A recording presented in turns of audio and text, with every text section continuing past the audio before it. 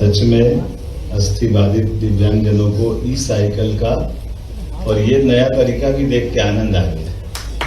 क्या है नया प्रयोग। अपन बाहर नहीं जाना हो तो घर में व्हील चेयर की तरह वापर लो, और बाहर निकाल के जाना तो दोनों जोड़ करके अपने आप में ये सफर पे निकल पड़ो। देखो आप कितना आनंद आ रहा है। ये सौभाग्य की बात है हमारे लिए। ये एक ऐसा अवसर है, परमात्मा ने हमारे अपने जीवन में मानव जीवन तो दिया है, लेकिन मानव जीवन के साथ हमको कुछ अलग से चुनौती भी दी। और चुनौती का सामना कौन कर सकते हैं? जो वीर होते हैं, महावीर होते हैं। और ये हमारे अपने दिव्यांगजन इसमें सक्षम है। मैं इस बात की बधाई देता हूं, आपका अभिनंदन करता हूं।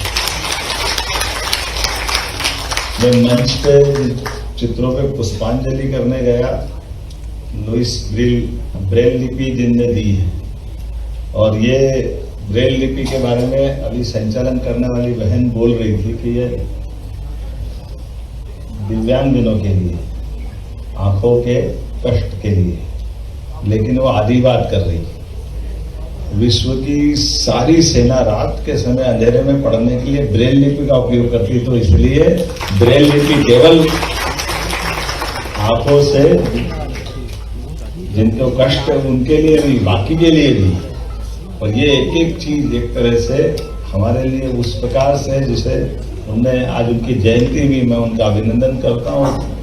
मूलतः फ्रांस के रहने वाले, लेकिन वाकई अद्भुत अपनी, और उससे हमारे आज आयुक्त उनने भी एक अच्छा, राजेश जी ने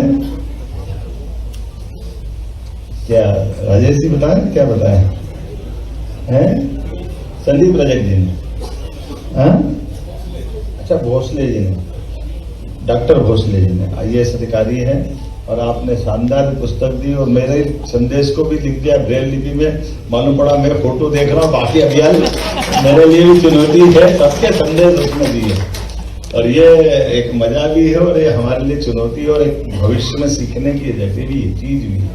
आपने कहा केवल 6 पॉइंट है और पूरी ब्रेल लिपि तैयार है, और कितनी अच्छी बात है, पूरी बात समझ रहा है। और ये जिस प्रकार से इनका उत्साह उमंग, भाई बोल रहे हैं हमारे उज्जैन से आया कि मैं सुबह 4 बजे उठ करके उज्जैन से भागते आया कि मुझे आनंद आया है। ये जो अंदर का एक सुख है, ये एक बात जरूर है। जैसे हम सब अपने जीवन में, हमने कहा ये भाषण का उतना आनंद नहीं है, जैसे हम सब मिठाई की दुकान पे जाते हैं और मिठाई की दुकान पे रबड़ी खाए, कलाकंद ले, पेड़ा ले, रसमलाई ले, तमाम प्रकार की मिठाई हो सकती है। लेकिन इस मिठाई का कोई समझे कि सबका टेस्ट बताओ, तो मैं गारंटी से कह सकता हूं कोई टेस्ट नहीं बता सकता है। अब जब टेस्ट नहीं, सब मीठी है तो फिर एक ही चीज घोल-मोल कर दो, लेकिन ऐसा नहीं, सबका अपना मजा है। मजा क्या है? जो हमारे को उसका अनुभव होता है, अनुभूति होती है। ये उसी प्रकार की चीज। आज के कार्यक्रम में भाषण कम है, इसलिए मैं बार बार बोल रहा था भाषण मत दो।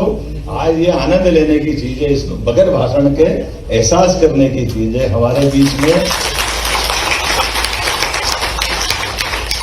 ये जो मन के सुख की चीज है, और ये बड़े बड़े उदाहरण हमारे बीच भरे पड़े। मैंने देखा अष्टावक्र जी का चित्र भी है।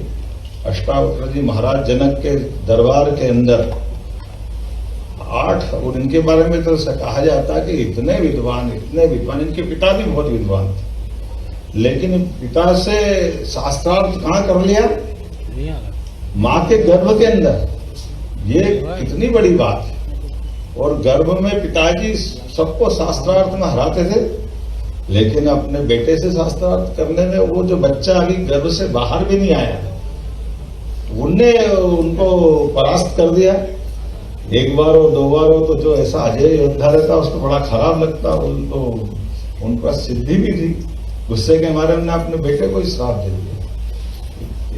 मेरी बात काटता है या मेरे को तो चुनौती देता है, तो 8 जगह से अष्टावक्र अलग अलग प्रकार के, लेकिन परमात्मा की दया है, अष्टावक्र में जन्म के बाद भी ऐसे सभी प्रकार के विषयों में निष्णात होकर के जो उनने अपनी पहचान बनाई।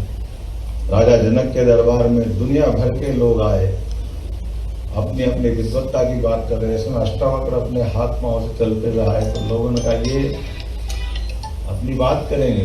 वह जैसे समाज की दृष्टि का दोष जो होता है वो दोष वहां भी दिखाई दिया। अष्टावक्र ने आते ही कहा कि मैं अपनी विद्वत्ता की सभा में अपने विचार व्यक्त करने आया हूं। लोग मेरी हड्डी और चमड़ी देख के समझ रहे हैं तो ये विद्वान नहीं हो सकते, ये इनका कोई दूसरा ही काम होगा। ये जो समय के साथ हमारे बीच में ऐसे कई उदाहरण है। रविंद्र जैन का उदाहरण इनने दिया है। क्या क्या गाने लिखे रविंद्र जैन ने, कैसा संगीत दिया है, क्या उन्होंने कल्पना की है। और अभी राम भद्राचार्य जी की बात तो हमारे बीच में है ही चित्रकूट में। राम मंदिर के मामले में जो उन्होंने तर्क भी दिए, जिस प्रकार से उन्होंने अपनी बात रखी, अपने आंख वालों को याद नहीं रहती पुस्तक और पुस्तक का पेज नंबर और पेज नंबर में ये पैराग्राफ और ये तीसरी चौथी लाइन। क्या कमाल की इनकी याददाश्त। मैं आज के इस अवसर पर सच में अत्यंत मन में ये बात सही कि कष्ट का इसका हमारे पास परमात्मा के पास ही निदान है, लेकिन जन्म तो एक बार मिलता है। जन्म को मिलने मिलाने में ये परमात्मा ने जन्म मृत्यु पे अपना बस रखा है, लेकिन जन्म के बाद आने वाली चुनौतियों से हम अपना मार्ग बनाएं और मार्ग बना करके विजेता की मुद्रा में आए। इसलिए भगवान ने हमको ये मौका दिया है। शासन ऐसी सभी प्रकार की व्यवस्थाओं में सदैव सद्भावना रखते हुए, और हमारे यशस्वी प्रधानमंत्री का अभिनंदन करो, श्रीमान नरेंद्र मोदी जी का, कितना उनका सुंदर भाव है। हमने कहा विकलांगता क्या होती है, ये जो हमारे लिए अटकता था एक शब्द में कहीं न कहीं शरीर के बीच, उसको कितना सुंदर नाम दिया उन्होंने, दिव्यांगता से जोड़ दिया।